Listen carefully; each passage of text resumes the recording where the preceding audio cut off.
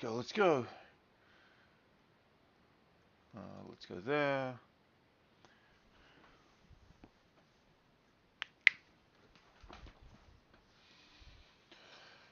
Good connection. Looks like we are live. Pop it out. Get over. Make live chat, please.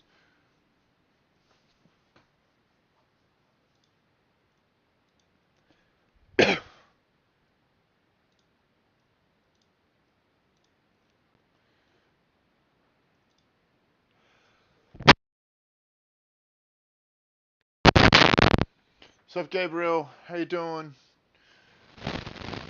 Sorry, mic issues. Announcements.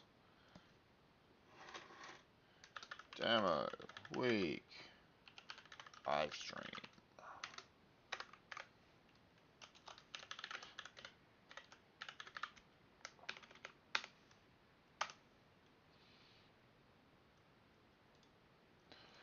And open canvas. I'm doing alright. I'm doing alright. Hope you guys are going well. That's the important thing. Doesn't matter how I'm doing. Matters how you guys are doing. And you should be happy. Demo week's going unbelievably well, and you should be extremely proud of yourselves for kicking ass left, right, and center.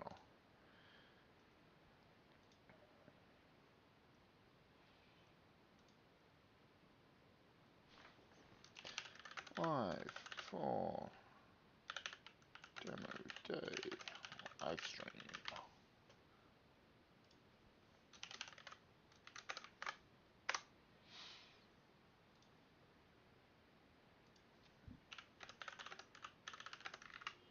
Live for week 12. Let's go.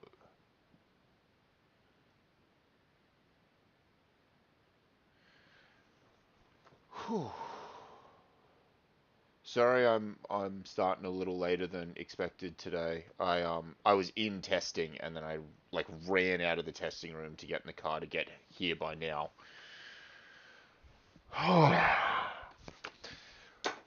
Let's go. When we show up to demo our wind turbine tomorrow at 8 a.m., do we go straight to the testing room or the workshop? Go to the workshop. I'll try and be in before 8 tomorrow. My goal is to get in around 7:45 tomorrow and open the workshop up for you then. So you can put it in the box. There's a bit of a form, our marking form for you to fill some stuff out in. Yeah, prove to us it fits in the box. Do any last minute setup that you need to do. So we'll try and get you in 7:30 quarter to 8, something like that. And then once everybody's kind of good, we'll head over to the tunnel then. Would the cover page be page Roman numeral 1, title page 2? Yeah, that's absolutely fine. And then when you get to the introduction, you start from 1 again. That is perfectly correct. Do exactly that.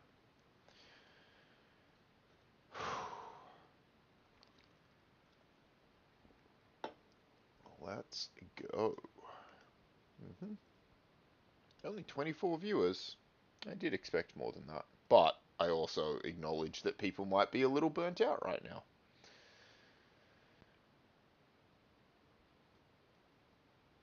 It's still trending upwards, so we'll give it a couple of minutes.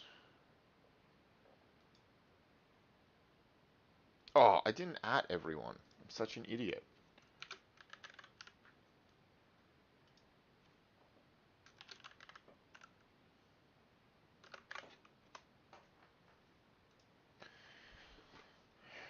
They were waiting for their ping. Got reacted to immediately. Maybe they actually were waiting for the ping.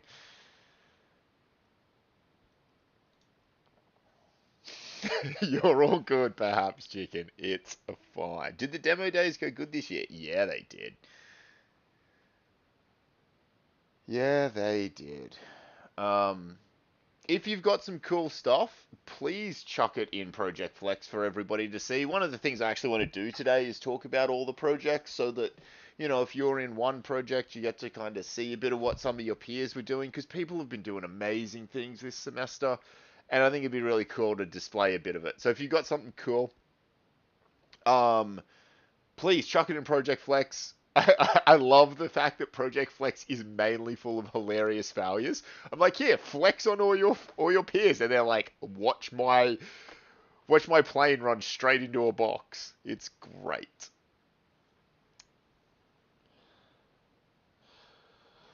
Oh, I should skip to this thing. Um, am I at 1,000 subs? I dropped down through the week. I lost a couple of subs during the week, so I was no longer at 1,000 subs when I the other day. I'm now at 1,000 again. Hey, success! I can quit and become a famous YouTuber. I'm pretty sure you're not allowed to monetize your channel until you have 1,000 subs. Get that sweet, sweet 3 cents a video. I will never monetize my channel, by the way. That's a joke.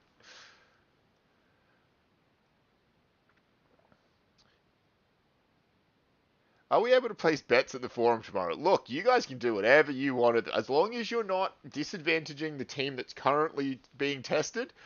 You can do as you will at the forum.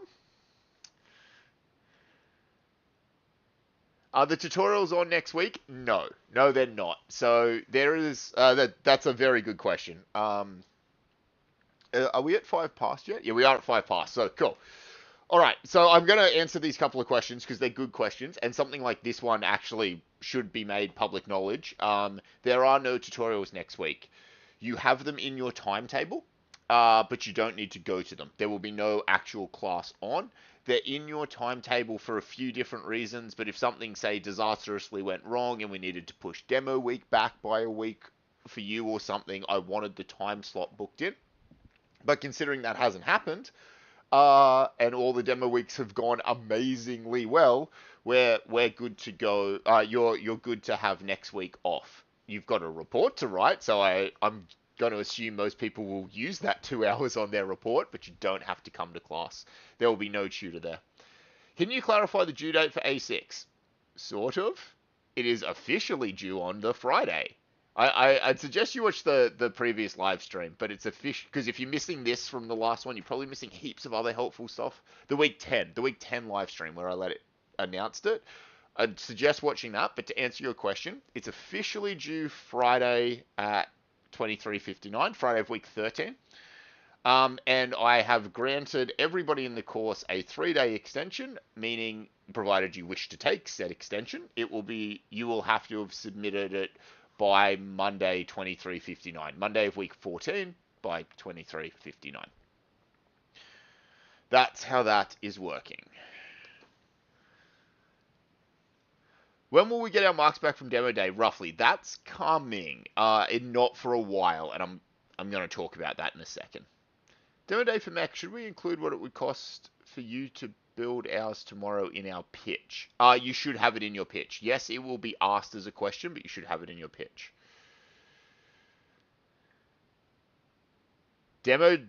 D-Cell demo day was weather from the gods? Absolutely it was. How good was that? For context for everybody, D-Cell is solar desalination. So they build devices, and we'll talk about this in a second. I'm getting ahead of myself, but they build devices where they capture sunlight and use it to take salt water and convert it into fresh water. And so you need sunlight.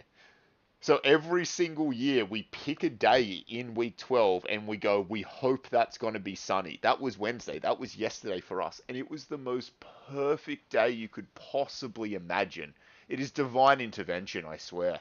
In 8 years, we have never not gotten to do D-Cell demo day. It has been sunny every single time. 1 year, we pushed the start time back by 1 hour, but that was it. Every single year we've had sun. It is blessed. Simon Iverson is blessed, I swear. Can't lie, Liam cooked everyone's app. Yeah, he did, but that's his job, right? That's what he does. Okay. So, what we're doing today. I skipped a slide somewhere, maybe. Oh, okay. For some reason, these slides are out of order. Whatever. What we're going to do today is any Assessment 6 questions, throw them in the chat now. I want to answer them right at the start because I understand that some people are here to get some help with their Assessment 6. So throw your Assessment 6 questions in the chat now, and I'll answer them. What we're going to do as well with assessment 6 is yeah, so if you have questions, please make sure you've watched the week 10 live stream where we went through assessment 6 in excruciating detail. Most of the questions I've been asked were answered in that live stream, so please make sure you do that. But if you would like clarification, I'm more than happy to give that to you. Whilst these questions are coming in, what I'd like to propose to you right now is a second live stream next week. So next week we'll do our regular scheduled Thursday evening live stream, which will be exclusively assessment 6 help. That'll be all we'll be talking about. Do you want 2 live streams next week for assessment 6 help? There'll be no content. It'll literally just be me answering questions and proofreading people's documents and providing feedback. That's all I've got to do. Would it be helpful to do that twice next week? If so, when should they be? One of them will have to be the Thursday 5 to 7 because that's the timetabled slot. Do you want to? When do you want the second one to be? Early in the week, Monday, Tuesday, something like that? Is there any value doing it Thursday night and then Friday night?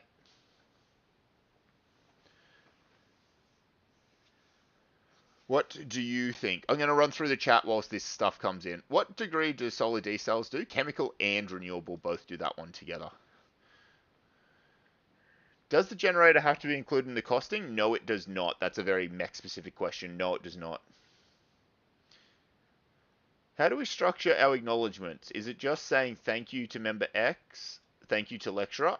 It depends on what you want to put. It depends why you're putting an acknowledgement section in. If you don't know what you want to say, then you probably shouldn't have an acknowledgement section. You should only have an acknowledgement section if you have a reason to. So if you really think that a particular person helped you, then sort of just write that in kind of an honest way, like a heartfelt way, because that's sort of the point of acknowledgements, and then obfuscate their name out of it, you know, team member X, tutor Y, whatever, so that you can do that. Or if you're just using them for, you know, data and photos and stuff, then just sort of write that out in full and then go back and make sure it's anonymous. If we get no usable feedback from A2, oh, that sucks, and didn't get a great mark, how would you suggest improving the report? The live stream stuff. I would suggest working your ass off between now and Thursday next week to get a draft that you send me that's in a good state, and then you'll go in the pool like everybody else will for revisions, and if you happen to get pulled out, then you can get feedback from Dylan. That's the best I can kind of give you at this stage. Monday, Wednesday, retracted, okay. Should have put milestone sheet in the report appendix. No, your milestones are not anonymous. You should never ever put anything in your report that is not anonymous. Why would you do that? I'm confused. What? I might be missing something there, Ethan. What would be the driving force there? What would make you want to do that? Because I don't see value. That seems not the way to go. Let me know why you wanted to do that. I might be able to help you more. Tuesday, Thursday? Tuesday, Thursday is what I'm thinking at the moment. I think I'll throw a poll up in the Discord and give a few options, but Tuesday, Thursday is what I'm thinking at the moment. All right. I think we're good. 2 live streams seems Monday. I'll throw Monday and Tuesday up. Would something like 5 to 7 be the time as well? You think that's afternoon is best for most people?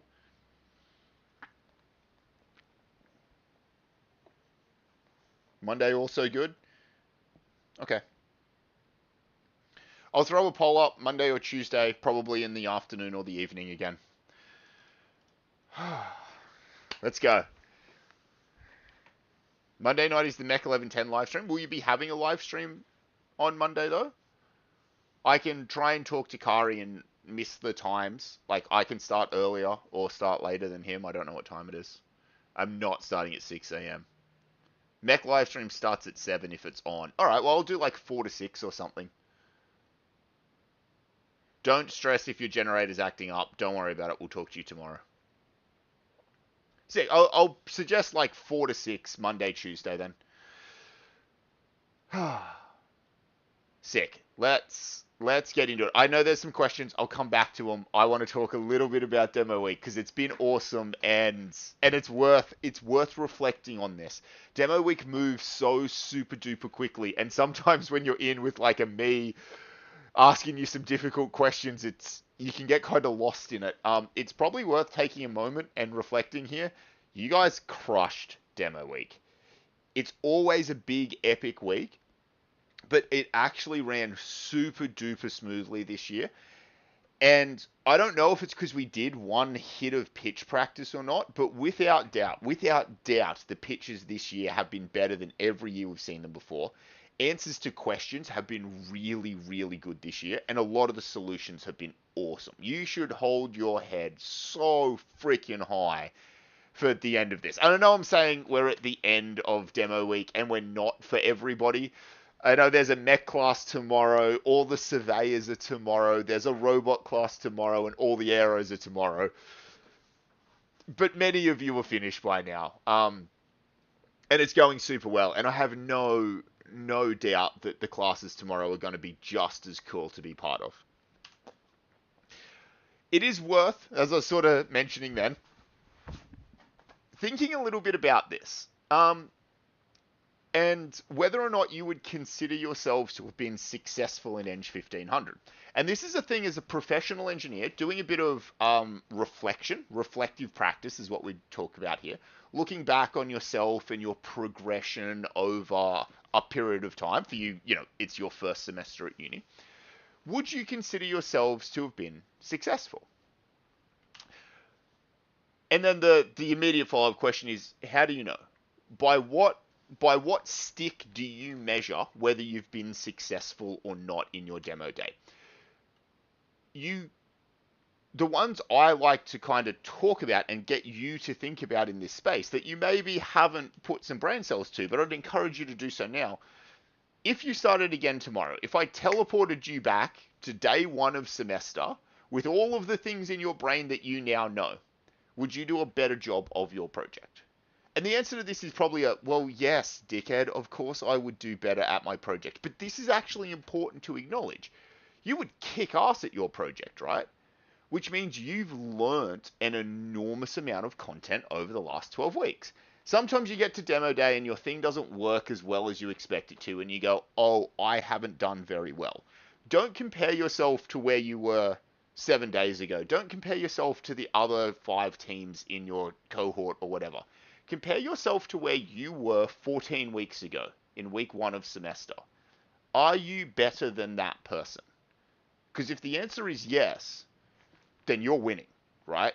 That's absolutely winning at that stage. That's what you should be looking at right now when you're measuring success. And it's a difficult way to measure it, but it's the thing that is actually most important to me. My goal for you through ENGG1500 was to make you come out the other end as a better engineer. And my goal for you when you finish the degree is to come out as an engineer who is better than you would have been if you didn't go through our degree. If you went through some other crummy degree that didn't have ENGG1500 and a bunch of other cool things in it. Are you a kick-ass engineer at the end of the day? And that's not an easy thing to measure. Grades are not often the best way to measure that, because grades don't often measure things like, how good your time management skills are, or how well you work in a team, or how good you are at practical problem solving, or how well you do when somebody comes in and is super critical of you.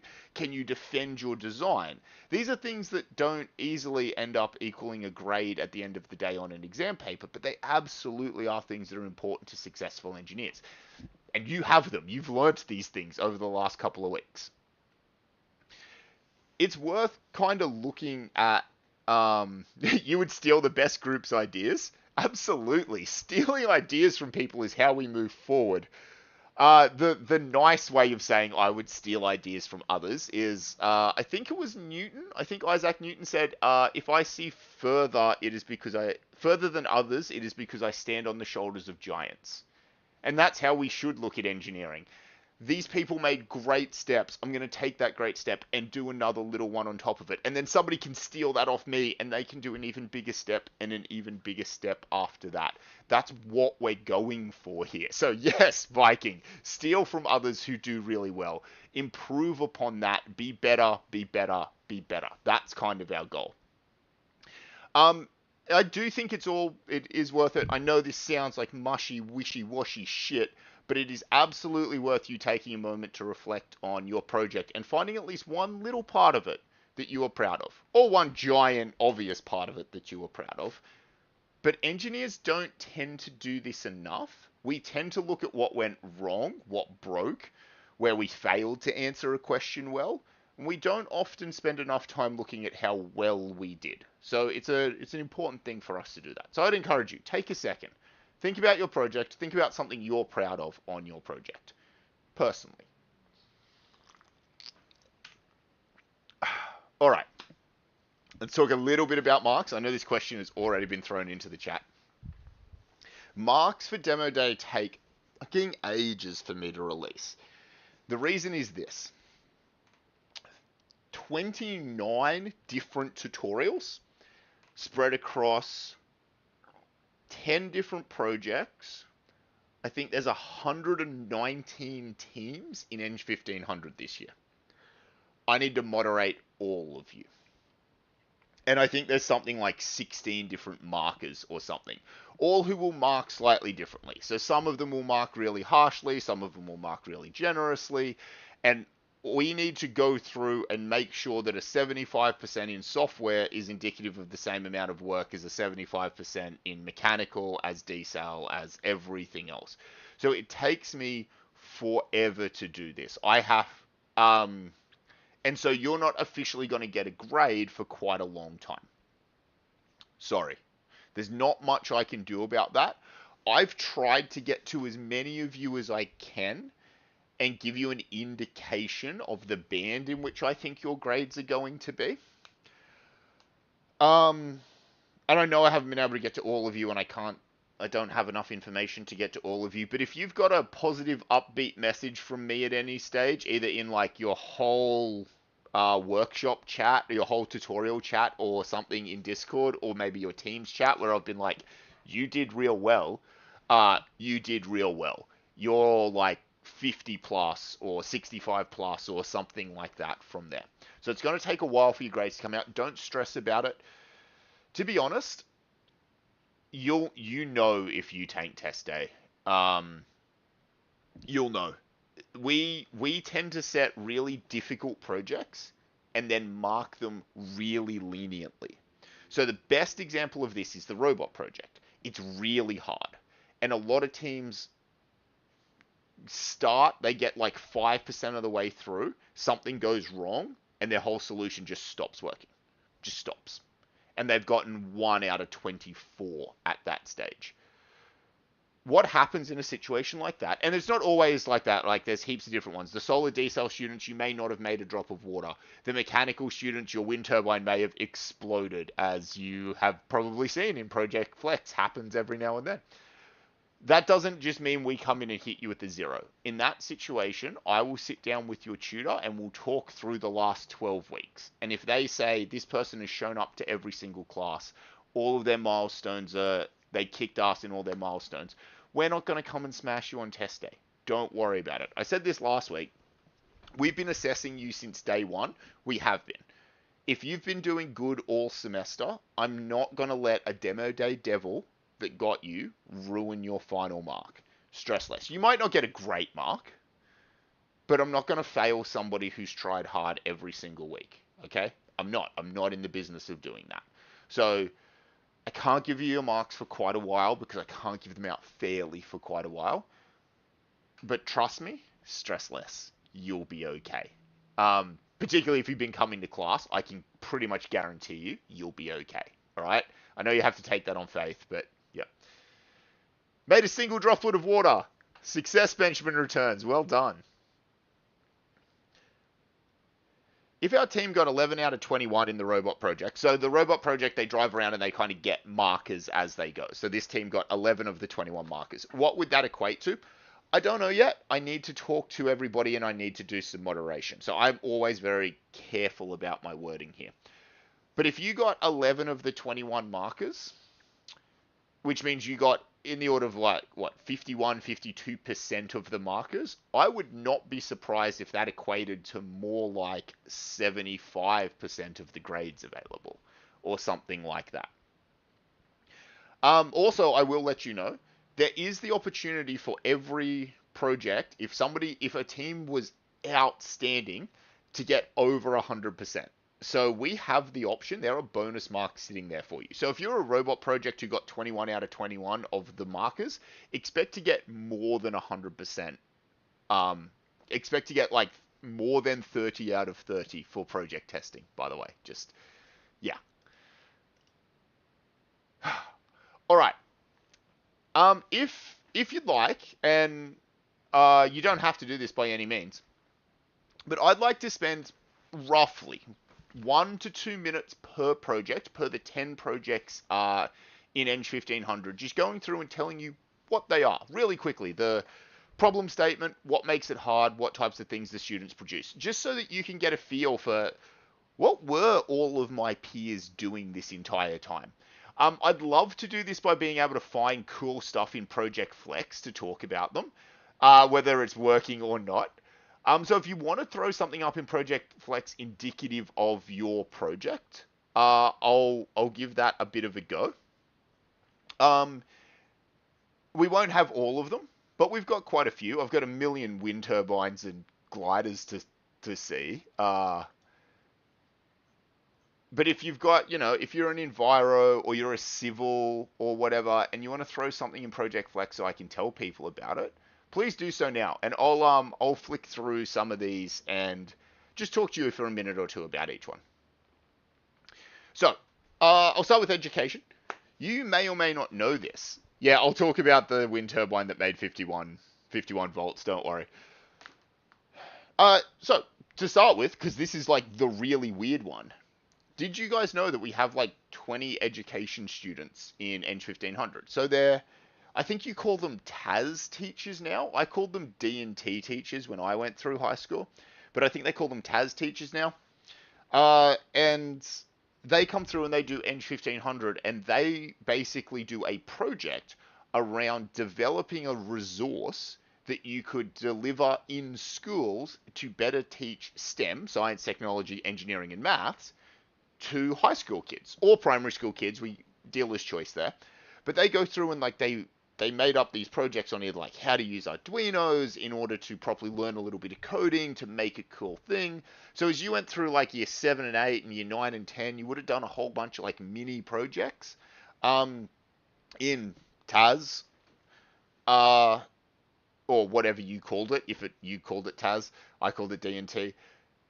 And you probably would have noticed that not many of them had a huge like coding or scientific or engineering sort of spin to them. They've been getting better at this year on year. So that's what the education students produced, a resource that then hopefully they can actually walk into schools with next year or the year after when they graduate and become teachers and teach the younger versions of you some really cool STEM stuff straight out of university. So that's what education do. Aero, I think many of you have probably seen this if you've been lurking in Project Flex. Their job is to get a payload, and there's a good Aero video. Hilarious. How do I do this? I do that. Can I make this full screen and drag it over? I can't. Okay. So they're given a payload.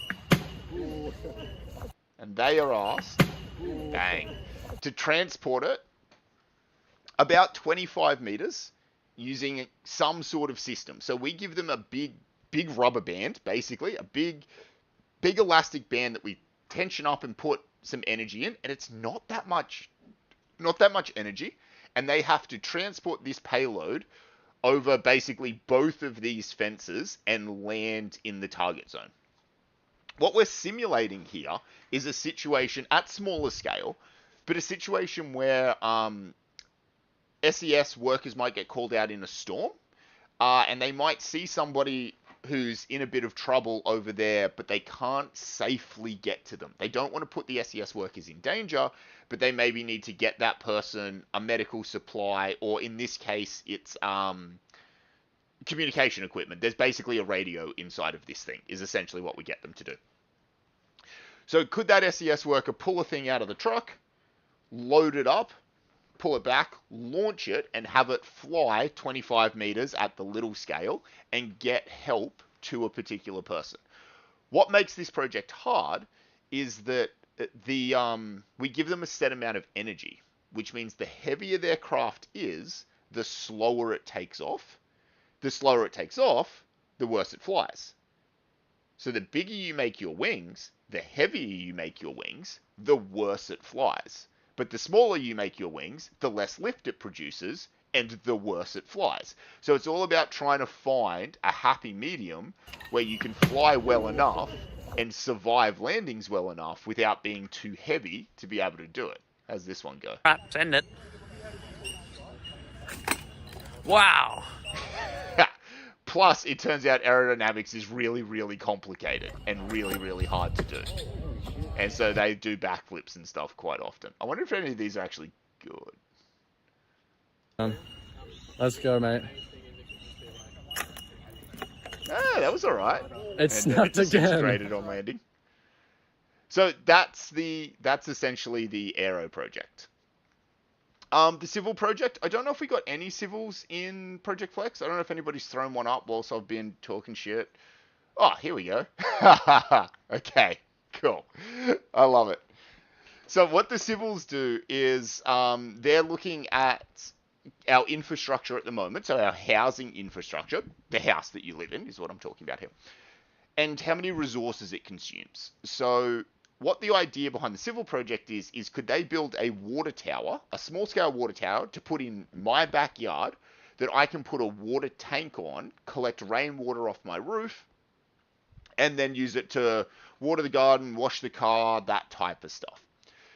So what we get them to do is make a tower that's really quite high, that we put 240 kilo weight on top of, and then we put a wind load on top of that, which shakes the whole thing back and forth. It turns out almost all of these hold the 240 kilos, no dramas, but shaking 240 kilos back and forth on top of it is really hard.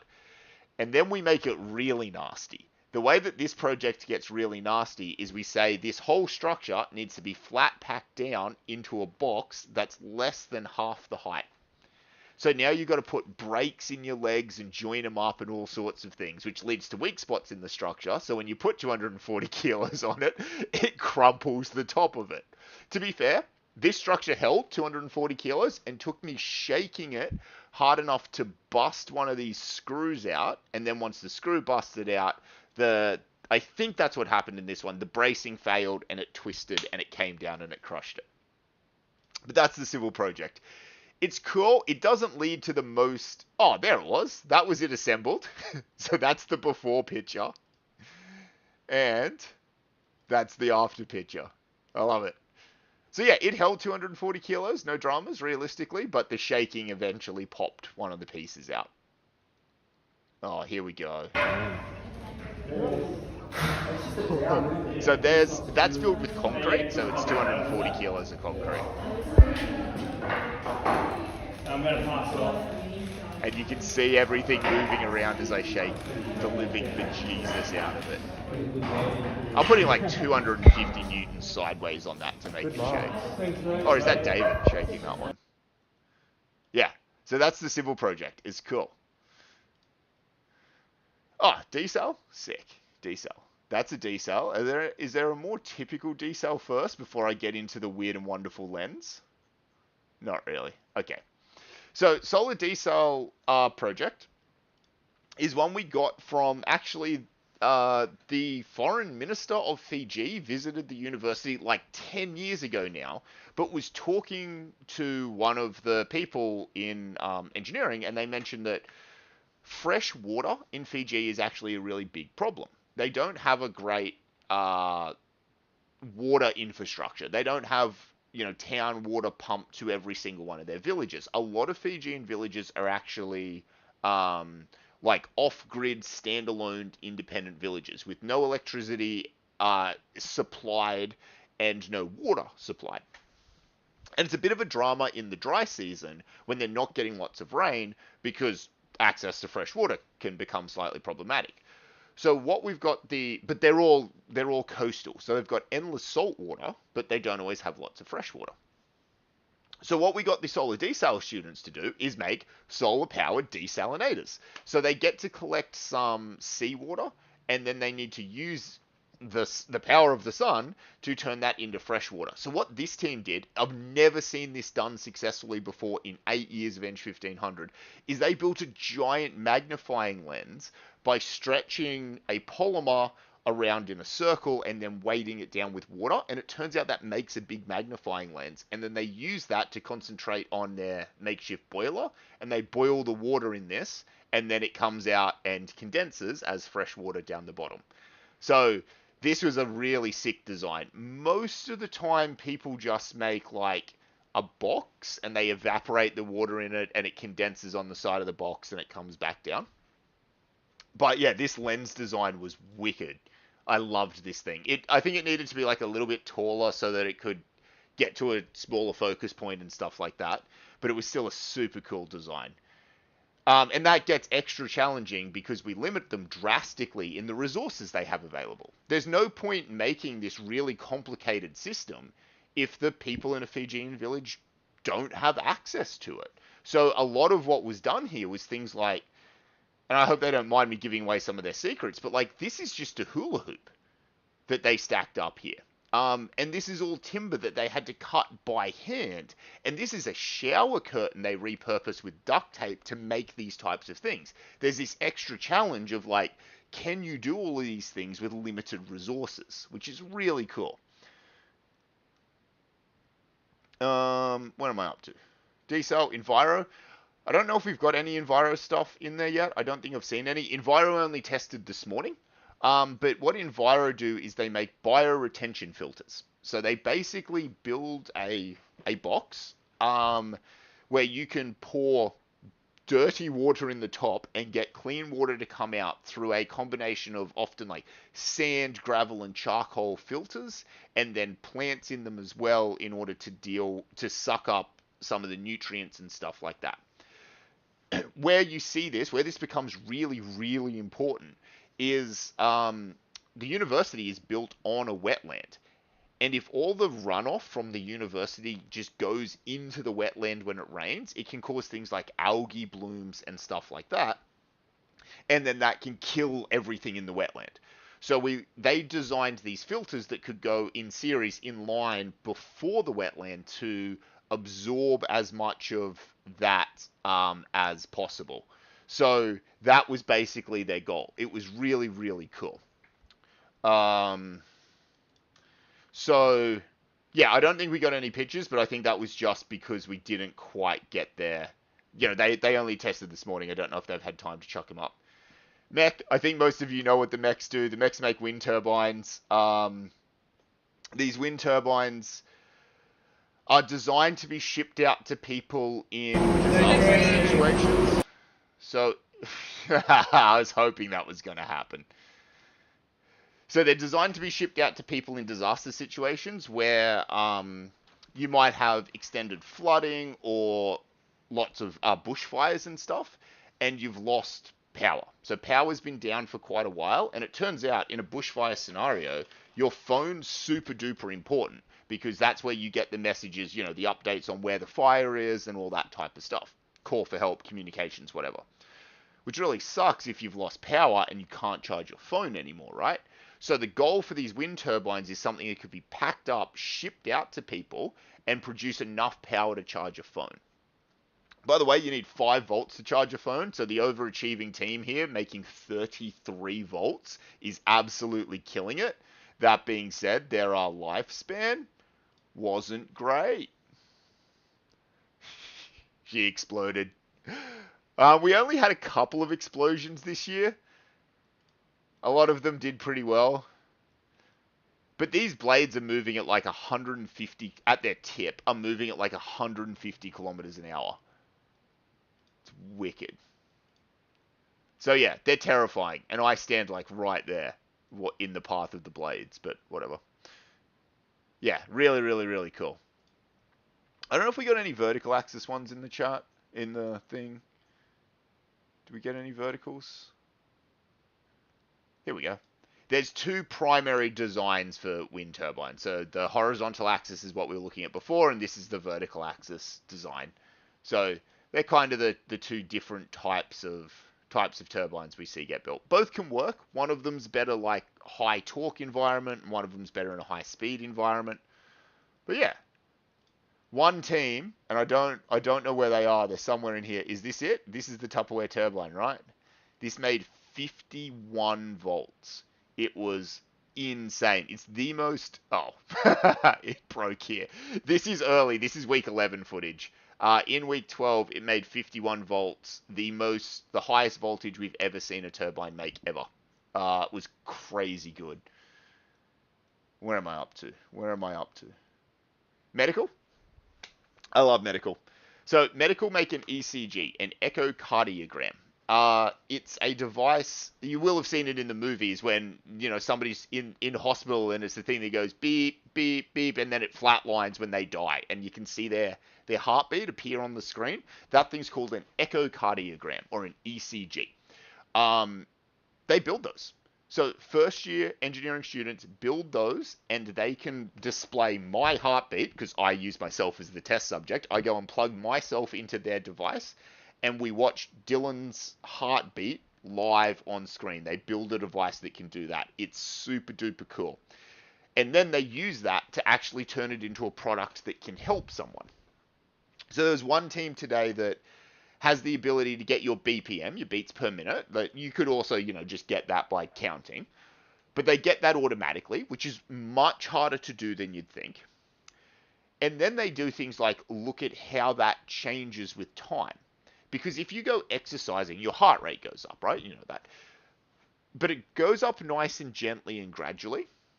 If, for example, you go into a situation where you become very anxious, so you have like a panic attack or you do some public speaking, how many of you got really, really anxious when you were doing your pitches this week? You can actually see that in the way in which the speed of the BPM changes tells you information about how that person is feeling. And so teams are able to extract that type of information. Really, really cool. There were teams that were doing that and then Bluetoothing it or wirelessly to a phone or sending it over Wi-Fi to a computer so a doctor could log it all. It was absolutely wild. And the thing that makes it really, really difficult is, turns out, and I didn't know this until we started the medical engineering project, my heart, most people's hearts point down and to the left, I think, is standard. My heart points down and to the right. Only just. It's almost vertical, but it's a little bit to the side. I didn't know. My heart sits in a weird way in my chest. I didn't realize that until I hooked myself up to a medical engineering project and went, oh, I think you've got one of your wires around the wrong way because that looks wrong. And by the third time I connected myself to one of the medical engineering people and I'm like, I don't think all three of you got a wire in the wrong spot. And then one of the girls in the class who used to be a nurse pulled me to the side and she's like, Dylan, you should go see your GP. So yeah, first year, first semester medical engineering, detecting undiagnosed heart conditions. I'm fine, by the way. I'm fine. It doesn't affect me. There's nothing wrong with me. I'm just a bit weird. Oh, here we go. Sorry, I know I'm going backwards here. This is a solar desalination project. What they're trying to do, what this team is trying to do, instead of making a lens, this team has made a big reflective mirror and they're trying to boil water. And they're just here proving that they're getting their pipe up to 138 degrees. That's pretty awesome. That's pretty good. Giant magnifying ray of death, basically. Oh. Did you get the video, Alicia? So these are some of the Enviro filters. So we poured a huge amount of unbelievably dirty water into these things, and then fresh-ish, clean-ish water comes out the bottom. Really cool. So you can see all the debris and stuff and the leaves and things that got picked up in that one. And so yeah, they filter all the water out. It's super cool. Did you guys get it fixed? Oh, legends, you got it working? Yes. Yes, well done. These guys tested like literally 2 hours ago. And it didn't spin when I was there, but they got it fixed. Awesome. That's so good, guys. I'm so proud of you. That's wild. Well done. Oh, press the wrong button. Surveying. So surveying are doing a brand new project this year. We've never run this before. Surveying is tomorrow, so we don't have any data from them yet. But something cool I learned was that I learned recently. It turns out that surveyors do this really weird thing where they mark out like fence lines and corners of city blocks. Well, maybe not city blocks, but like country blocks and stuff. And the way in which they know where like the corner of a block is, from which they then measure all of their other distances, is they bury rods of steel in the ground at really accurate locations. And then when they need to check whether a fence is in the right spot or whether my my house, the boundary of my land is here or there or whatever, they go and dig one of these things up and verify its location, which is just cool. So there's like thousands of these things buried throughout Australia, and we know exactly where they all are. They're just buried under the ground. The problem is, every now and then, a random person digs one up and is like, what the hell was this? And so they like bury it again in the ground. And sometimes they bury it in the wrong spot. And so when that happens, you need a way of knowing whether you trust this mark or not, or whether it's been disturbed. So the surveying students were given the task of building a solution that would allow you to know whether you trust one of these marks or not. So what we did was we got them all over the last week. They've gone out and they've buried their solutions at exact locations. And tonight, the surveying tutor is going to go and dig them all up and move a bunch of them. And then tomorrow, they're going to have to dig them up again. And they're going to have to see whether they can figure out whether they've been moved or not. So that's this really cool surveying project that we're doing this year. First time ever. We've never run this project before. So I'm super keen to see how it goes. Oh, software. We're probably not going to get anything from software either. But the software engineers make apps. So phone apps. And I got a bunch of them installed on my phone. I can possibly open one up, actually, if I can find one quickly. Do I have any that I can find quickly? Just to show, like, I don't know how functional it'll be, but I'll see if I can find, where's the software app? I have too many apps on this stupid phone. Here we go. This is not going to focus well, is it? Oh, maybe. So anyway, this is an app that they made it. I understand that you can't really see much on the screen there. But what it does is, the background to the project is this. We work with the Defense Science Technology Group, so DTSG, and they're kind of Australia's leading defense research group. And there's a few software engineers in there who are offensive security experts. They're basically professional hackers. That's their job. So one of them, and I need to be careful about whether I use their names or not on stream, but one of them describes himself as a hacker. He hacks, cracks, and breaks things, if you ask him what he does for a living.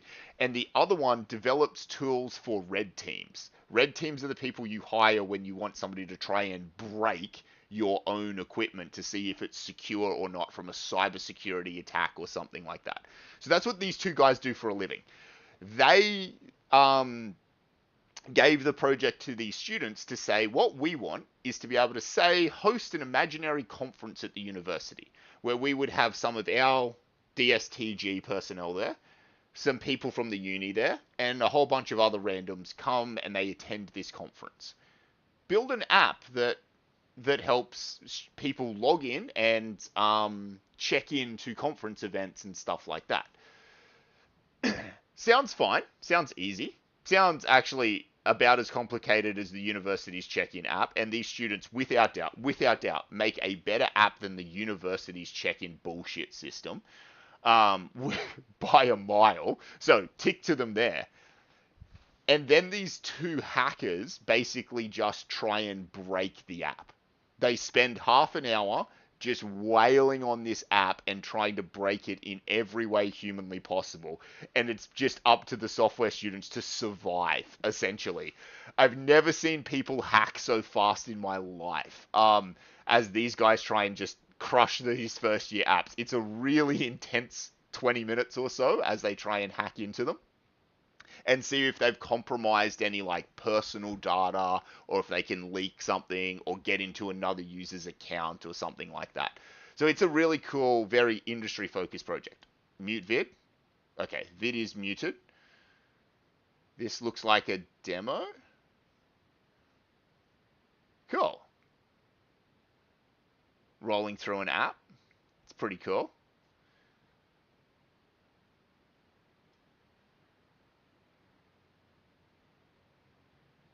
So you're making a conference event there, I'm guessing.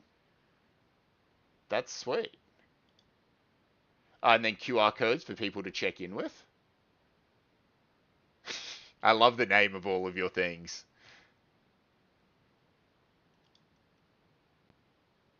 That's very cool. So yeah, that's awesome, Patrick. Nice little summary of that. Oh, nice page. This is when I said with the sorry, I know I'm jumping backwards and forwards, but I said we tested the Enviro, so we poured dirty water in and we looked at the clean water coming out, so you can see the filthy quality of the water that was being poured in the top of this thing. And I'm not going to call it crystal clear water. I probably wouldn't drink it, but the substantially cleaner water coming out the bottom. That's just a bit of the Enviro project in effect. And then lucky last, robot. So, the robot project is the biggest project we run. There are 7 different robot workshops. It's by far the biggest and most numerous. These students are given the job of, again, this is a scaled down project. Can you essentially make a scaled down autonomous vehicle? Can you make something that if we give you a gigantic, basically maze, can you start in a garage, navigate your way through a maze, and then hopefully park in a garage at the end? This is extremely difficult to do. And one of the things that makes it extremely difficult is that there's no easy way of progressing linearly through the map. So there's a whole bunch of different paths you could take, and figuring out which one you want to take is really, really important. Because there are some... Hey, nice. There are some parts of this track which are really, really tricky. Like this bottom left-hand corner. See that little bit of broken line there? That's really difficult to deal with. Do you come this way? You do come this way. Whereas up the top of the track, there's heaps and heaps of walls. So here it's about trying to make intelligent decisions around, do we want to just try and follow the line, even though the line's pretty sketchy? Or do we want to go up there where there's heaps of walls that we could crash into? And then how the hell do you make those decisions with a robot that you're not allowed to remote control or anything like that? We put it down, we turn it on, and we just stand back and we just hope and pray it gets to the end where we want it to get to. So there's a whole bunch of those in here. I'll just see if I can find... I'm hoping I can find... I know there's some really early on, just to give you a bit of an indication. Like, this is not uncommon. It's going fine, and then it just starts randomly doing donuts for no reason whatsoever. Happens all the time. So, yeah. They are some of the projects. I thought it was worth just sort of sharing that this is some of the stuff that exists outside of your project. And also, by the way, when I keep telling you I'm running to a so-and-so class, I thought it'd be nice to know what type of stuff I was actually running to. Yeah, I don't know. They're the ENGG1500 projects. I think they're cool. I love them. I think they're great. Defeat donut? Yeah, it's alright. Okay. So, week 13. Sorry, I just need to reset myself. Yes, that's right. We've spoken about this already, but I'll mention it again here in the middle of the stream. You don't need to come to any classes week 13. We've gotten through all of the demo days. Your timetable has a class in week 13. You don't need to come. You're done. Work on your reports. Enjoy the week off. I know it's not a week off, but enjoy the week with no classes. As we've already spoken about, there'll be 2 live streams next week, just full of Assessment 6 help. I'll just sit there and answer questions and review drafts for 2 hours per time. Yep, we've spoken about all of that. I think that's all fine. Reimbursements. This is a question I've gotten a bunch of times. So, reimbursements. There is a system at the university for you to reclaim your money, up to $100 with your receipts. Unsurprisingly, it sucks, and it's awful to use. So I'm going to make a video on how to do it and how to fill the forms out and stuff like that, and I'll release that video sometime next week. They've changed the system since last year, so I can't use last year's videos. I need to release a new one. Some things I need to tell you now is follow this to the fucking letter, okay? If you put one name out of place, if you do one thing out of order, if you do one whatever, you ask for one thing you don't have a receipt for, they will reject your entire application on the spot. They will look for any possible reason they can find to not give you your money. So this is the reason I don't just say, I'll go fill the form out, because most of you will get your forms rejected and you won't get your money back, all right? So I will make a video, and then please watch that video. Don't just YOLO it and try and do the form, because once you get rejected, you got rejected, all right? So it's coming. I know it kind of sucks for you guys, but we need to do one reimbursement per team, and you need to put all of it together, and one person does the reimbursement, and then they'll distribute the money back out, all right? You need receipts for everything you want to claim. The video's coming.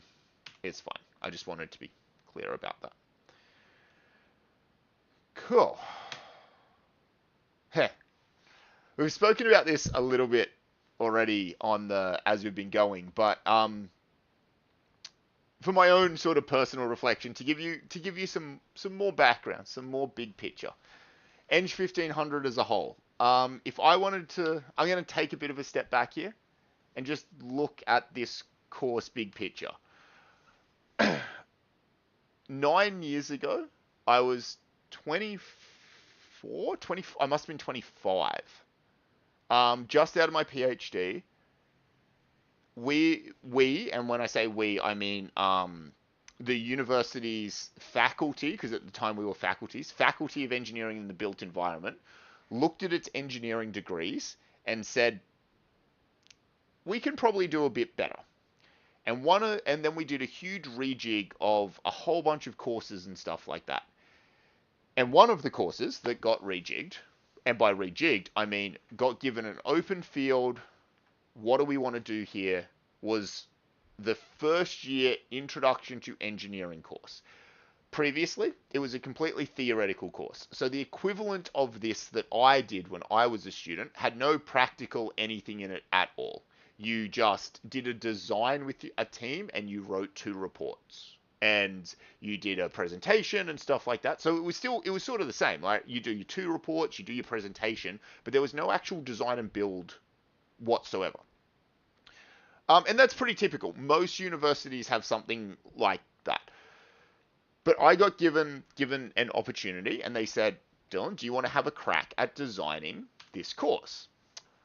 The flagship engineering course, the thing that we will give to every single engineering student in our entire degree, and it must be what we call a project-based learning course. So it must be something where they have a physical, practical project to do, and that drives the students, and then we hang all the other learnings off it. And with not a lot more than that, I got greenlit to have a go at designing this course. And I wasn't the only one. They actually hired a few different people to design the course simultaneously to me. So I had what I wanted to make, somebody else had something else, somebody else had something else. And we went through that process, and I ended up designing ENGG1500 and eventually got the green light to develop it into a real course and then deliver it for its very first offering 8 years ago. So we've done 8 versions of ENGG1500 since then. It was a difficult problem to solve, and I went through a very similar process when designing this course to I teach you to use when I teach you how to design solutions to engineering problems. So some of the challenges here is acknowledging that I've got first semester Eng 1500 students, which means I can have no assumed knowledge. I can't assume you've done any maths, any physics, anything. Also, your extremely diverse cohort. And I also know that you're not idiots, right? So no, I can't assume that you've done any maths, but a whole bunch of you have done heaps of maths. I can't assume you've done any physics or science or whatever, but a whole bunch of you have done heaps of that. So I've got a very crazy variety of skills. And my job was to teach you report writing, teamwork, project management, ethics, and how to do like the engineering design process, project scoping. That is not the top tier things you normally think of when you think of fun and engaging course, right? They are not normally things that get people excited, but my job was to get you excited about engineering whilst teaching you those things. And to give you some more context, talking about putting numbers to the scope, the minimum number of students we've ever had in ENGG1500 was the first year we had it. It was 513.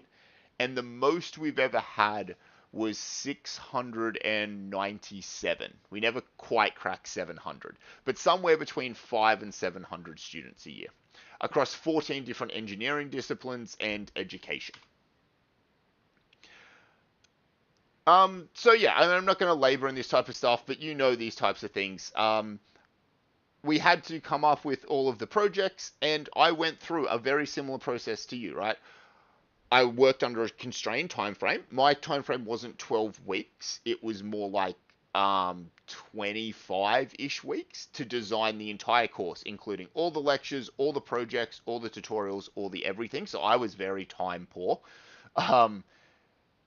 And I guess it's mainly, yeah, I had to create this solution to a project that wasn't very well defined.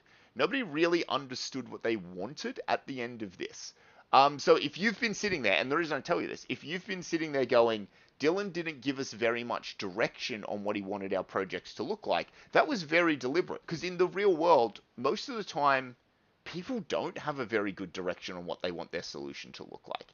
They know they've got a problem they need to solve, but they don't necessarily know what they want their solution to look like. So, yeah, I guess I'm just trying to highlight that the thing you did in a micro scale in 12 weeks here scales all the way up to things that I've done over my career for the last almost decade.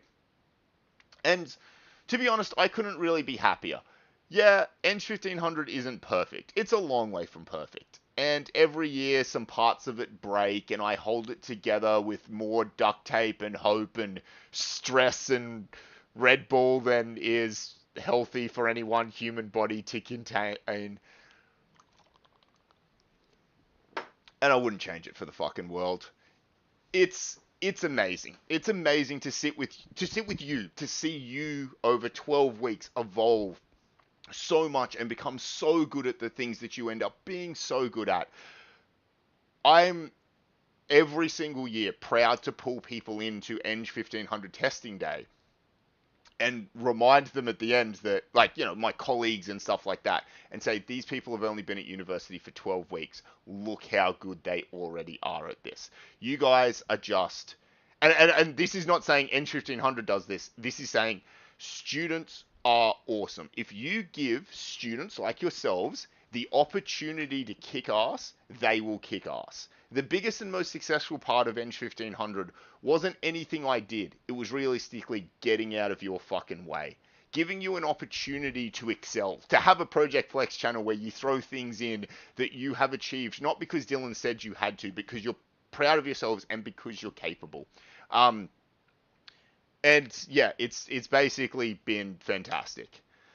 So yeah, I think I've kind of covered all of this. It's worth re-hitting a few of these points.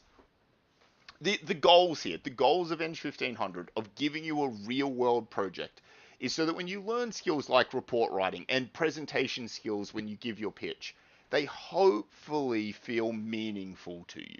They hopefully feel like you learn presentation skills not to give a politician's speech with a stick up your ass, but because you have a kick-ass solution and you want to show it off to people. Um, and yeah, through this style, I hope that you learn a lot and you retain it for a lot longer. It's not something that you memorized because you needed it for a maths quiz next week. It's something that hopefully gets ingrained in you. And these aren't always, as I've said, easy things to measure. Your ability to confidently defend yourself when your project hasn't worked well and somebody's asking you really difficult questions, that's a skill. That's a really, really useful skill for you to carry for the entire rest of your life, but it's a very hard one to measure. So I don't normally try and measure myself that way. The way that I measure the success of ENGG1500 is I look around on test day and go, would I hire these people? And fuck yeah, I'd hire these. There's heaps of you I would hire. I have a company, we hire engineers all the time. Would I hire them? Yeah, I'd hire them. Not all of you, of course. But so many of you, I'd be like, yes, you're way more hireable. We do give you very hard projects. There's not a single one of the projects that I talked about that I would say is appropriately difficult for a first year, first semester student. They're all too difficult. One of the skills that you get to learn is how do I do a project that's really super hard? How do I set reasonable goals for myself that are measurable and achievable and stuff like that?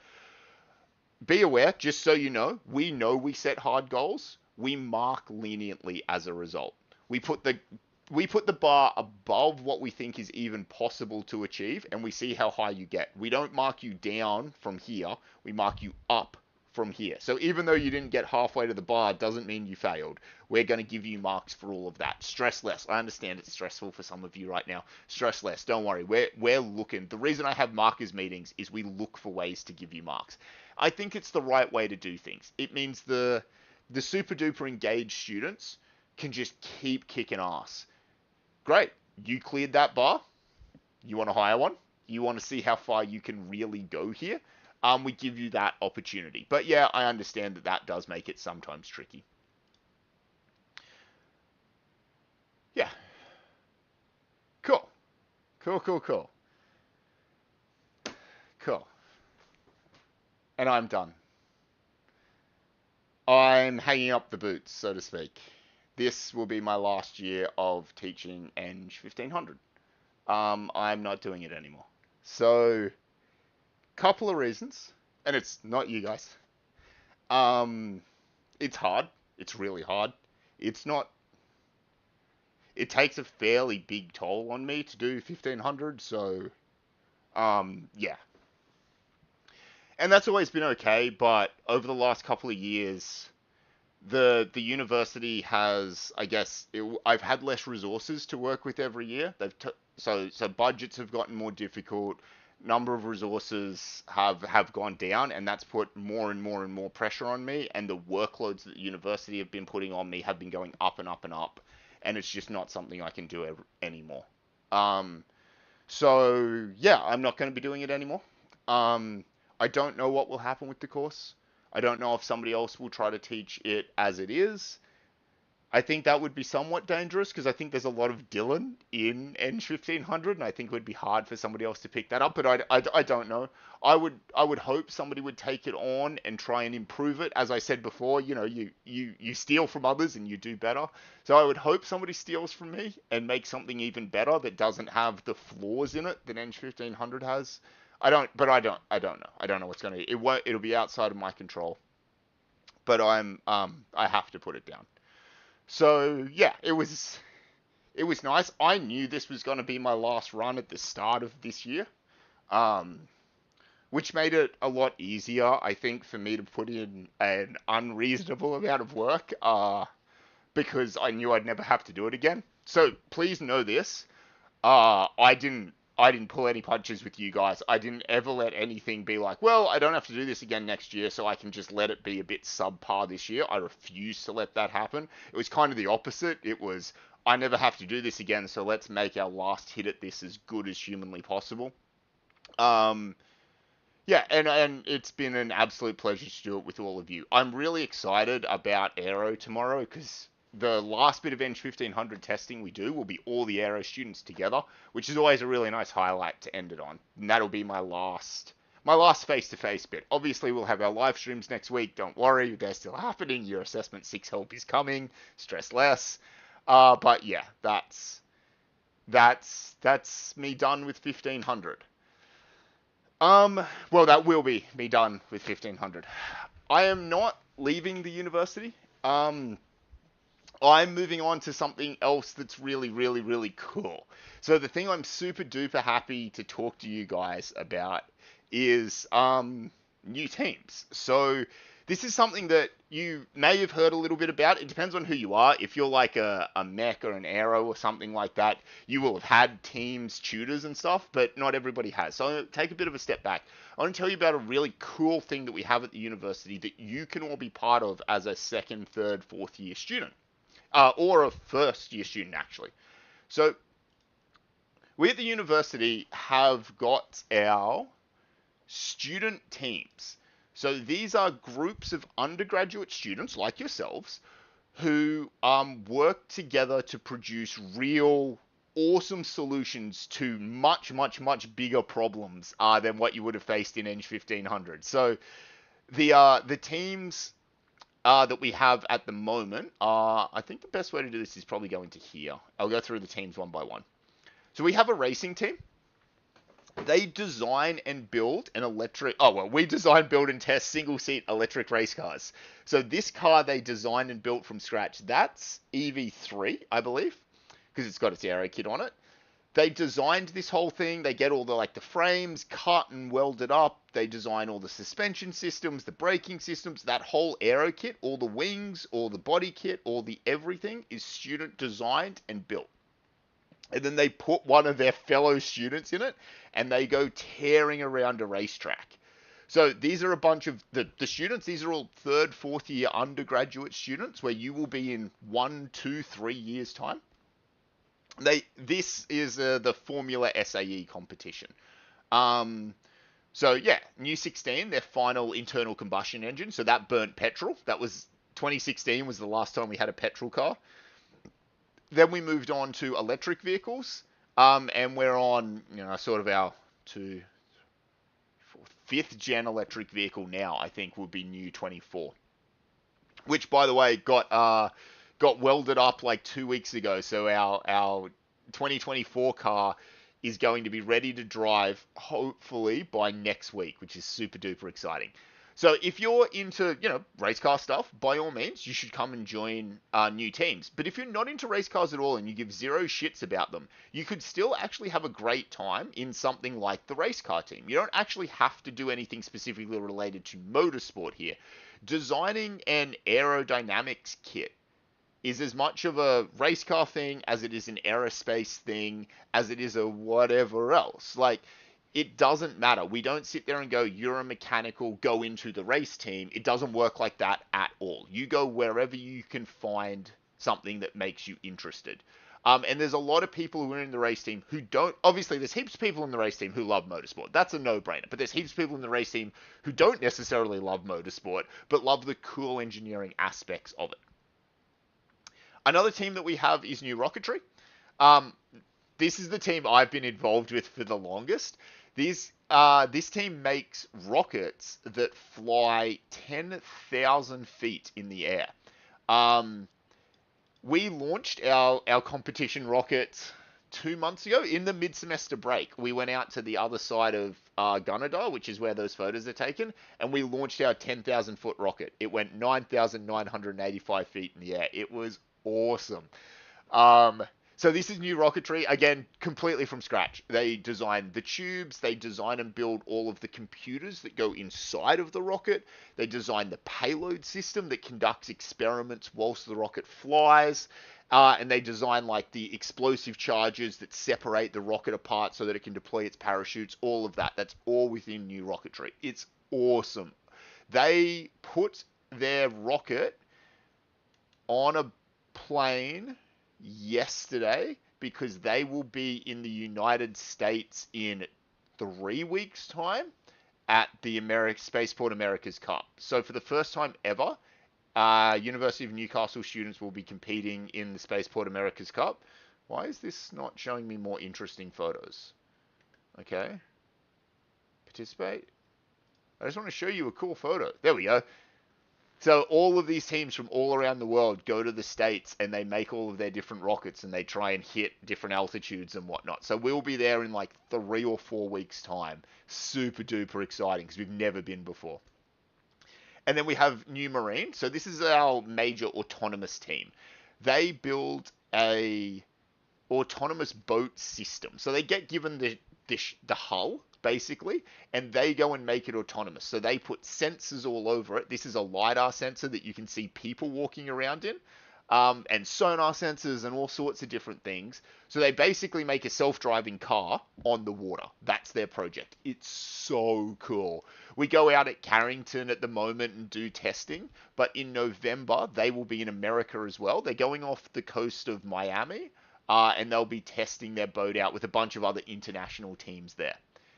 And then the final one I have to talk about that is coming to a TA building near you sometime, hopefully by the end of this year, absolutely by next year, will be new brewing. So we're getting a brewing team off the ground. The chemicals and the renewables got a sneak peek of this yesterday. We took them through and showed them the brewing system. So we'll be making beer, and then hopefully eventually biofuels as well, but beer. Yeah, and this will be like a chemically renewable engineering project, but it's also like a mechanical process. It's also a control process for the mechas and the electricals and the everythings. So, the new teams are a fantastic thing for you to be able to be a part of. They will teach you real life, real world experience stuff.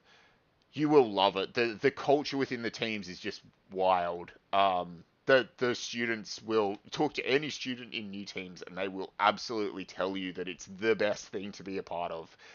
You'll also get job-ready skills. We'll introduce you to industry partners. A lot of the industries around this place sponsor the teams, give us money every year, and we go out and we meet with those industry partners and we talk to them and they mentor the students, and pretty much all of the students just walk into jobs at the end because they already know all the employers. And honestly, the employers headhunt them. They come to us and say, hey, we're looking for some good blah, blah, blah engineers. Can you tap anyone on the shoulder for me? Yeah, so lots of industry experience, all that type of stuff, and you get to build cool stuff with your peers.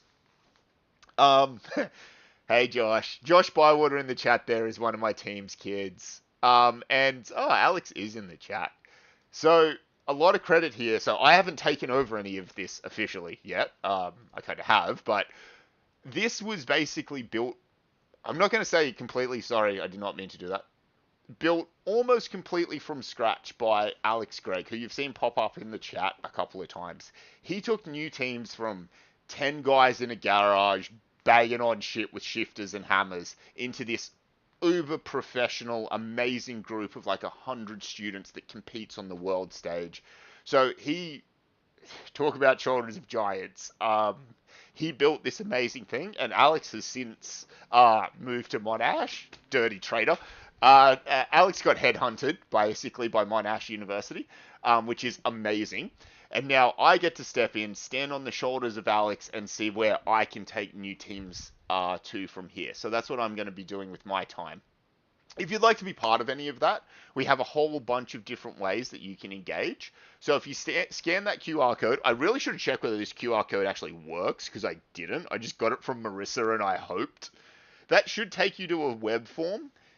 And if you fill that out in the next couple of weeks, and I don't know when yet because I got to sort my entire life out, we'll bring you all together. We'll take you through the new teams building. We'll show you all the cool stuff, and we'll talk to you about how you can be engaged. There are some subjects you can take as electives that will let you get course credit for working within the teams, but there's many other ways that you can engage as well. So, yeah, little bit of a sell here, but not really. I'm not doing this because like I have no KPI which is getting more students into new teams or any of that shit. I just honestly believe you'll be an awesome engineer if you get to be part of this type of stuff. You don't have to, obviously. If your life is full without this, that's fine. No pressure whatsoever. But if you think it's cool and you want to learn some cool stuff, yeah, come and hang out in new teams and we'll show you some cool shit. And yeah, I will be the director of new teams moving forward, officially starting in like Monday next week, I think. But I've been sort of trying to juggle that ball for the last couple of weeks as well. So yeah, that's where I'm going from here. I am aware I've been somewhat ignoring chat for the last little while. I wanted to try and hold that together as much as humanly possible, and I did an okay job. So, if you'd like to ask any questions, please do so. Obviously, as I've already stated, we're going to be doing 2 streams next week minimum. Um, And yeah, if you want to see any more of Dylan after that fact, and I should probably point out, it's a different version of Dylan. The Dylan you get in ENGG1500 is a very strict, pull your fucking finger out and let's work. The version of Dylan you get in new teams is not quite like that. It's more of a collaboratively, let's kick ass together. Just in case you're a little bit worried, don't stress. There's a whole bunch of the new teams kids in the chat by the look of it. They'll tell you how great the things are. Tim, who's here right now, is one of our team leaders. How do I make you an admin, Tim? Add as moderator. There you go. Standard moderator. I don't know if there's any others who aren't, but there's Kobe. Rocketry is where it's at. Kobe is our rocketry team leader.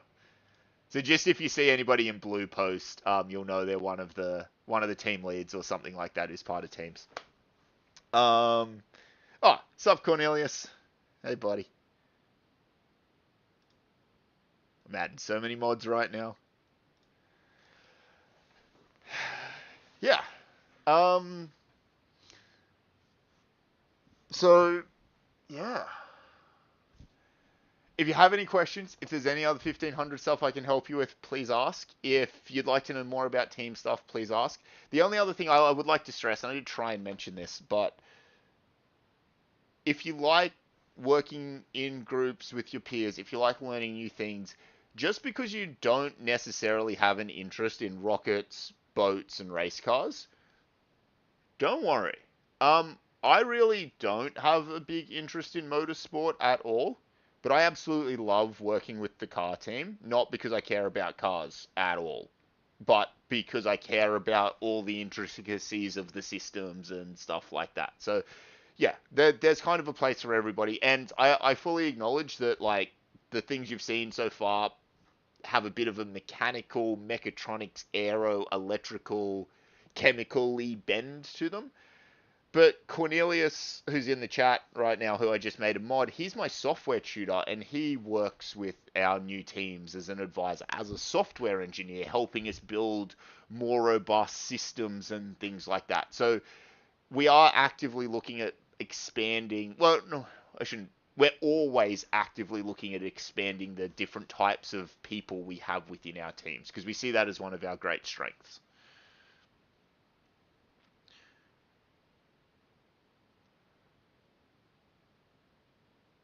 Is there a time commitment for new teams? Yeah, there is, and it's often pretty big.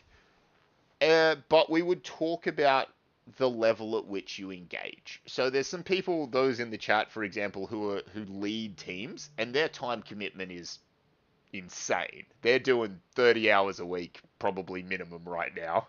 I know you guys are under the pump. But there's others who are, first or second year students, and their time commitment isn't anything like that. So yes, there will be a minimum time commitment, and we'll try and be very clear about what that is. But it's not unreasonable, and especially if you come in and you do it as a course, which is what that sign up thing was sort of all about. Um, that will be equivalent to a standard second year course that has been specifically designed for this process that I will take you through. It's called ENGG1500. It's an elective course, and it's designed to be the equivalent amount of work for a standard second year course.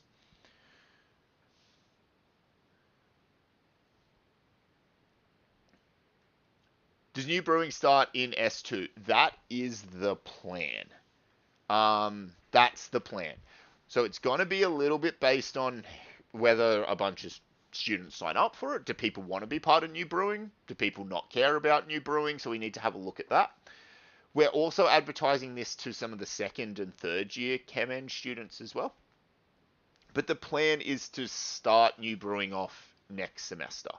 I've got a lot of work in front of me starting Monday to get this stuff off the ground, and obviously I'm a little tired. But yeah, the plan is S2. Computer system engineer similar to software. Um, Absolutely, a software can do new teams. A computer systems, I'd say, is more splitting the difference between software and electrical. But yeah, there's absolutely places there. Is there a minimum requirement for applying for new teams? No, just a minimum kind of commitment. A want to be there. I'm not necessarily going to look at your grades or anything like that. I will absolutely probably pull your ENGG1500 tutor in and be like, hey, what do you think about this person? Just to help me understand. But no, we don't go, oh, you only got a 56 in maths, you're not allowed to be part of it. Nothing like that. Do you have to do 2200 to work with new teams in SEM 2? No, you don't. So that's an option. But one of the things I'd like to talk in more depth about, if you'd like to be part, sign up to the thing, and when we do our induction, I'll take you through a few different pathways that you can come in through. Everything from just extracurricular to honours projects right at the end of your degree, to ENG 2200, to directed readings, to all sorts of different things. We are sitting in TA for no reason. These are my ex-students. What does referral tab mean in the new team's application form? So if somebody has already told you to fill out this form, put their name in there. It's not required, it's an optional field.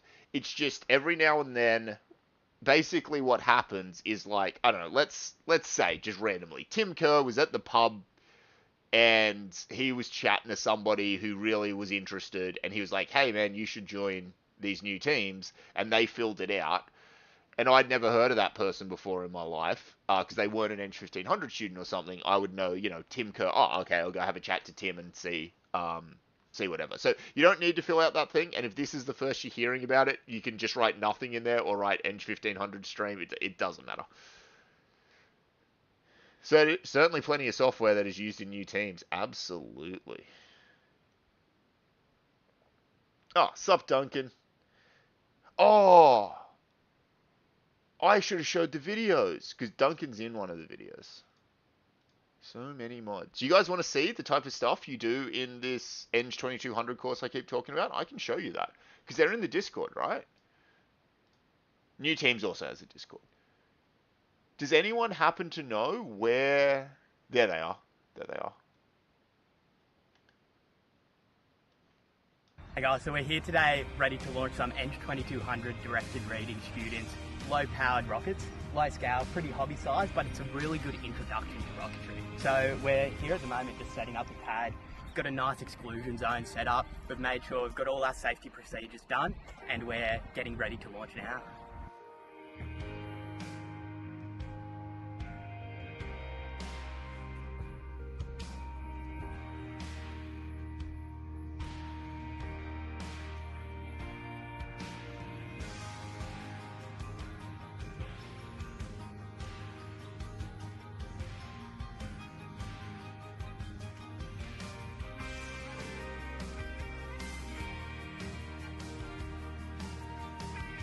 We desperately got to get a better cameraman. Hi, I'm Cooper, And I'm Imogen. and this was our second test flight for our rocket. ENGG1500 was very, very interesting. It's a lot of work, very challenging, but this has been work. G'day, I'm Nicholas George, I'm Duncan Ackerman. and this is our rocket Basilisk. 2 flights today, great deployment, pretty decent altitude for how heavy she is. And yeah, definitely going to continue with new rockets. It's a ton of fun. We're now here at the end of the day. We've launched all the induction project rockets, had a lot of flights, learned a lot from the experience, and now these guys are ready to continue on with their rocketry journey, moving on to projects on our new comp rockets. Yeah, so that's the type of stuff you do in 2200. Just because it might be interesting, so Cooper, where is he? Is actually our head of new brewing. So he's a chemical engineer who did the rocketry induction project and is now leading new brewing. So when I say, you know, place for everybody, place for everybody. Yeah. I forgot about that. It was only when I saw Duncan in chat and I remember that he was in that video that I was like, oh, I should show that video. And then there's a different one of them. So there's one of those projects for rocketry where they make the rocket. There's a different one for the race team where they make a deployable spoiler. There's one for the marine team where they make a mini autonomous boat do a thing. And there's going to be one for new brewing as well that I'm writing. I've been writing over the last couple of weeks. Is the email we put in new teams UON? Always give me a UON email address because then I can verify who you are. Can we continue with teams after SEM 2 as a different elective course in 2025? Absolutely. We have a whole pathway from first year through to fourth year. Oh yeah. Duncan's already on that. Sup, Rob Stanley. Hey, Rob Stanley, who's one of my ex ENGG1500 shooters and is also an ex new teams member. And would you like to tell everybody what you do, who you work for, Rob?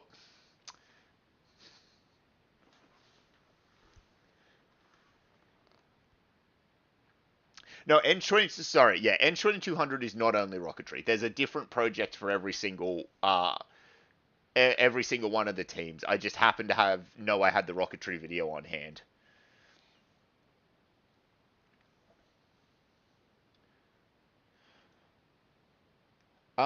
Actually, Samuel, that's a thing I'd like to talk to you about. If you that black powder handling is a real pain in our butt at the moment. Show racing? Do I have racing? Oh, I do have racing. Oh yeah, I can show racing. Hi guys, I'm Marissa and I'm the team leader of New Racing. We're out here today at our on-campus testing site to test some ENGG1500 projects. Their project is to create a DRS swing that attaches to our 2016 internal combustion car. We use it for driver training and training future junior students now. We've made some temporary plywood end plates for them to attach their wings to, so hopefully we see them all succeed today.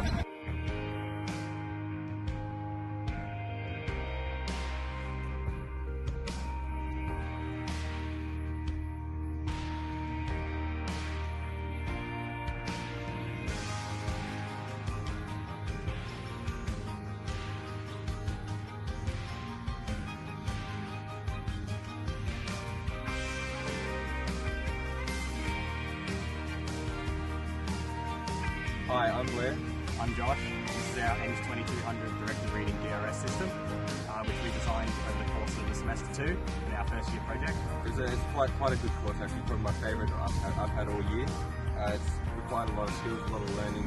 I also had to learn how to design a PCB, understand electronic systems.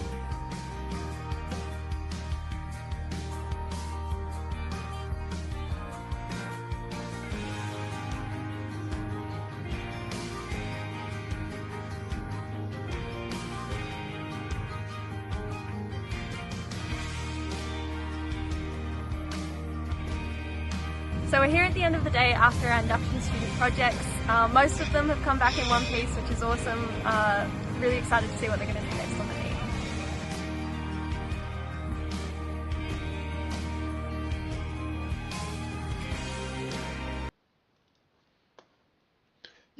So,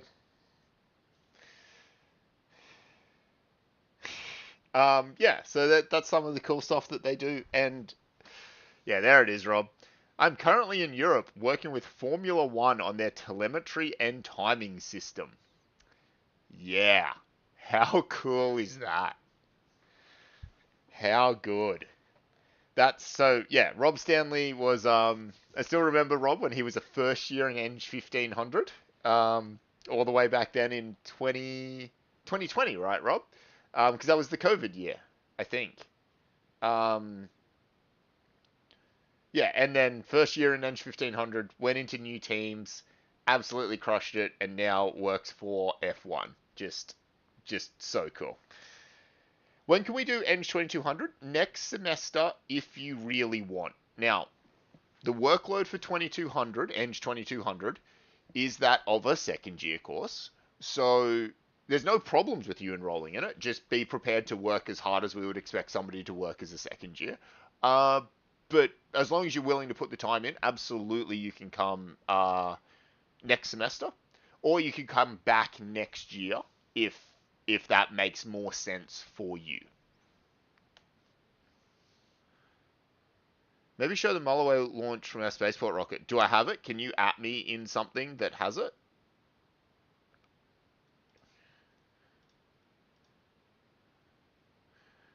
I have no idea where in chat I was up to.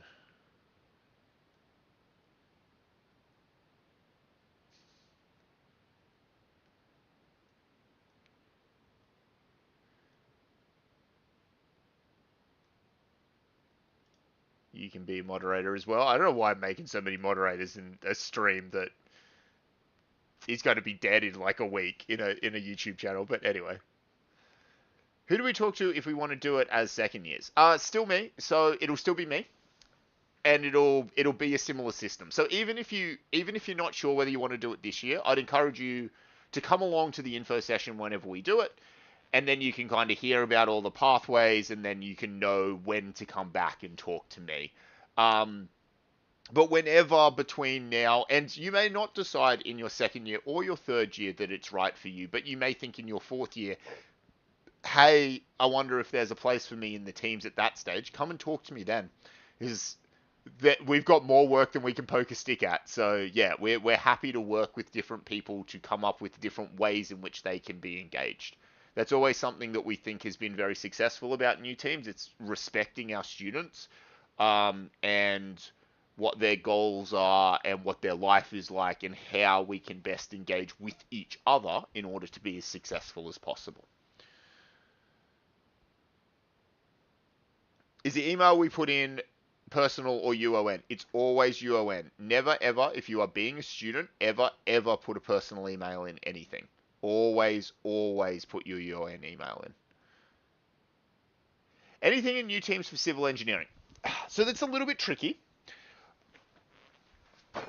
At the moment, I don't know how many civils we've had. It's not a lot.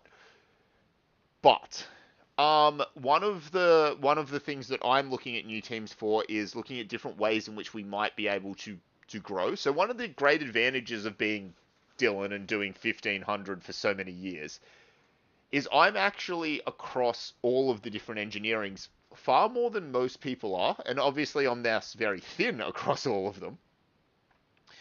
But I've been looking at new teams quite a lot through the lens of, okay, well, how could civil engineering help us? How could medical engineering help us? How could whatever in order to improve the teams going forward?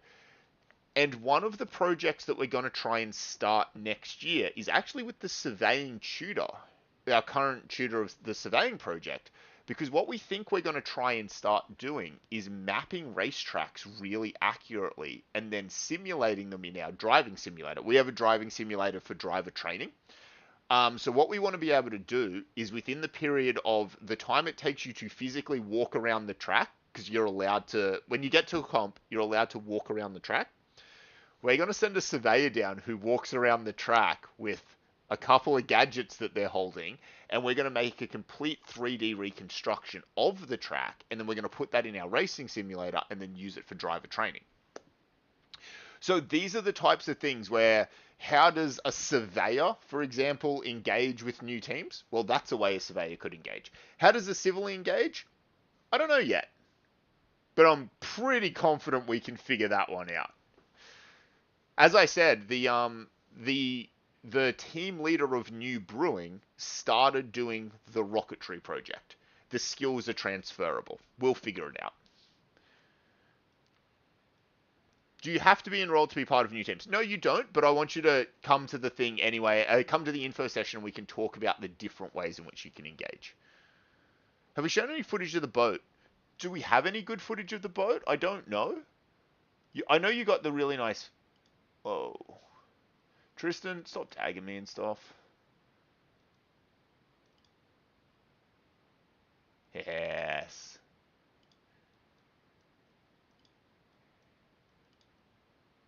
Okay. Yep. So this is the rocket. This is the one that went to 9,985 feet like a month ago and got packed into a shipping crate yesterday to go to the States. This is it launching.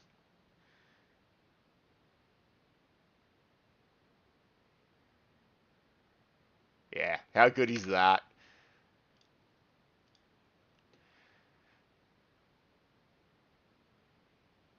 Oh, this is where it disappears into the clouds, right?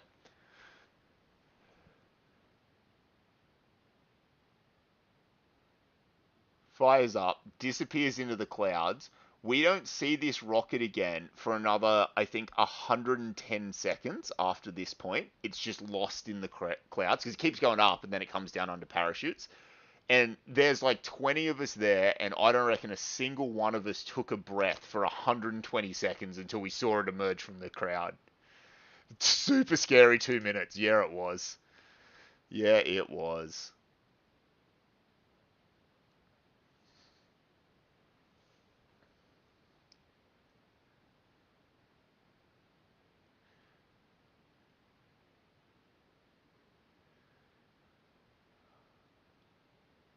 What am I up to? Sybil could build us a second TA. Yes, please. Well, once we sign up another 150 ENGG1500 students. Oh, there's the snake. I forgot about the snake. Um, I probably should have already stated this. I should state this now. In terms of ENGG1500 students and content, the stream is over. You can, if you've been waiting for me to give you any more ENGG1500 content, I'm sorry. I probably should have already said. You are free to leave. We'll have our 2 streams next week. I assume you'd already figured it out by here. But if you would like to leave, feel free. We'll have our 2 streams next week. I'll help you with Assessment 6 as much as humanly possible in those streams. Obviously, the Discord will have updates and all that type of stuff. And good luck to everybody who's doing demo day testing tomorrow. I'm super excited to see you all. It's going to be great.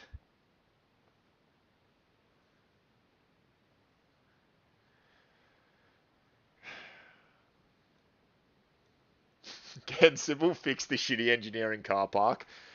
Oh, look, I would have put him through that. That thing is beyond repair. Some videos coming in all team chats. We got more stuff coming. Where's my Discord? What other cool things can I show? Oh, I should be jump to present. Oh, sick. You guys want to see the boat? So this is the autonomous boat. So this is just off the boat ramp at Carrington. We're gonna cruising around, being cute.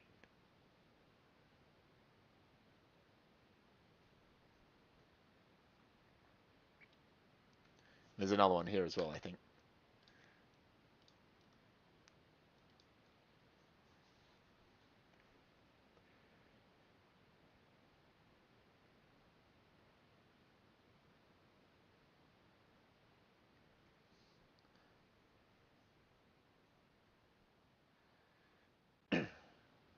So what you probably can't see, I doubt the video swings around. So behind where this video is being recorded, we've got our truck set up and we're streaming a whole bunch of the data off the boat back to the truck wirelessly so we can sort of see what it sees and stuff like that. Really cool. What is that link?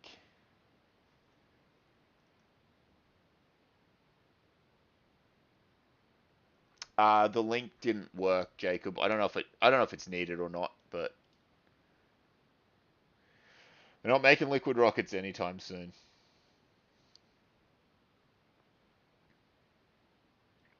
Oh, that was laptop control? Oh, so you were off the remote control there. That was full laptop. That's cool. We've updated the boxes on the top. Wire management is much cleaner now. Yeah, yeah, yeah. Our truck's the best. They should add a water cannon to the boat. They have a projectile launching system that is part of the boat. So the boat challenge changes periodically. Sometimes its job is to deploy a submarine that goes around and does some stuff and comes back to like the mothership boat. Sometimes they need to get to a particular place and use their projectile launcher to put payload into a specific target area. I think this year, guys, it's the drone, right? The extra challenge is, can you have a drone lift off, do a thing, and come back and land back on your boat again, which is pretty cool. So they do have a projectile launching system. Cool. Okay. I think with that, I'm gonna try and go and do some recovery because I'm back at 7:30 tomorrow for more testing, and I need to not die between now and the end of the aero testing. I can die after that fact. Oh, sure, Ivan, hold on. If I can answer this, it can really help prep for tomorrow's mech demo. If the generator is not working for some reason, but the wind turbine working, what happens? Oh, don't worry about it. Like 20% of the generators aren't working. We'll try and swap you one out. But don't stress. Nowhere on the marking rubric does the voltage ever get written down. You're all good, man. Don't worry about it. The boat sounds more software heavy. It's got some mechanical parts on it, but it's mainly a mechatronics project. Most of the people on the boat are mechatronics, but absolutely software, electrical, mechatronics, mechanical, all involved in that. Some truck pics. You guys are so proud of it. I know I love the truck as well. You guys are so proud of truck. Where are they? In chat? In what chat? Test day dump? Where are the pictures of the truck?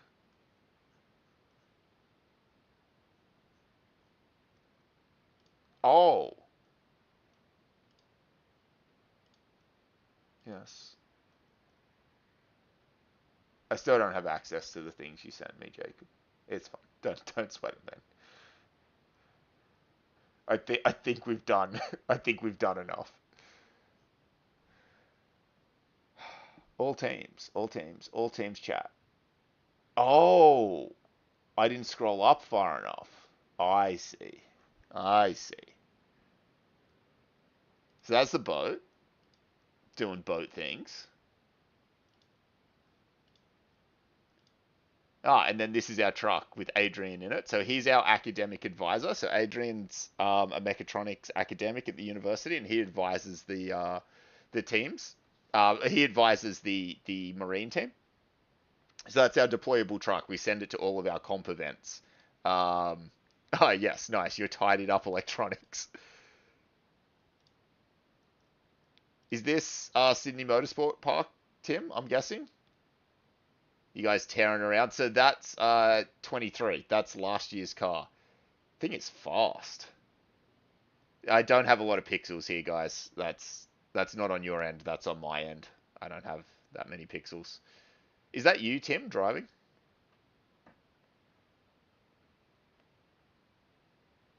Sick. How good.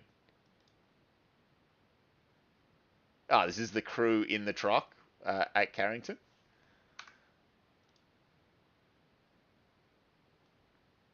Nice. Oh, and that's the drone. So that must be the drone that they launch off the boat.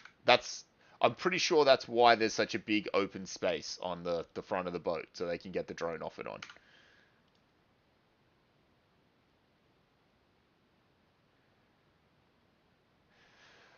All right, guys. I'm gonna call it. I'm gonna call it. I'll see you. I'll see you next week. For some A6 help, assessment 6 help. We'll do some feedback. I'll see some of you tomorrow. Good luck. Good night, everybody.